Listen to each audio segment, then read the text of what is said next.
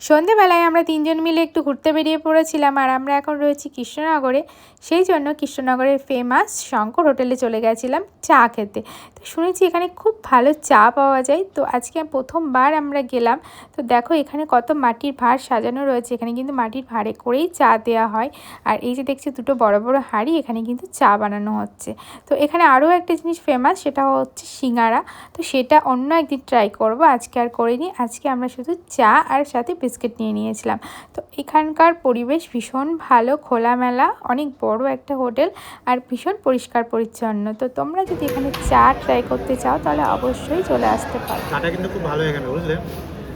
মানে আমি কৃষ্ণনগরে অনেকবারই ধরো চা খেয়েছি সব জায়গায়, এই চাটা সব থেকে বেস্ট আমার যা মনে হচ্ছে। ধরো অফিসের কাজে তো আমি তোমাকে বলি যে এদিকে ওদিকে চাটা অনেক কিছুই খাই, কিন্তু এই জায়গাটা সত্যিই ভালো। ওকে, খাও, আমিও খেলাম, সত্যিই ভালো। আমরা চলে এসেছি শঙ্করে, কৃষ্ণনগর এটা ফেমাস চা, এখানে মানে চাটা এখানে ফেমাস। তো এখানকার চা সত্যি অসাধারণ টেস্ট, দারুণ। আর এখানে ভীষণ ভালো লাগছে এসে। চলো চা খেয়ে নিই।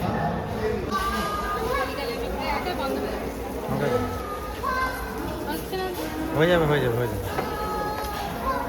চা খাওয়া কমপ্লিট হয়ে গেছে, এবার চলে যাচ্ছি বাড়ি। অনেক দূর কষ্ট করে এলাম, বাট চাটা সত্যি খুব ভালো খেতে, তো বেশ ভালো লাগলো। তো চলো বাড়ি যাই।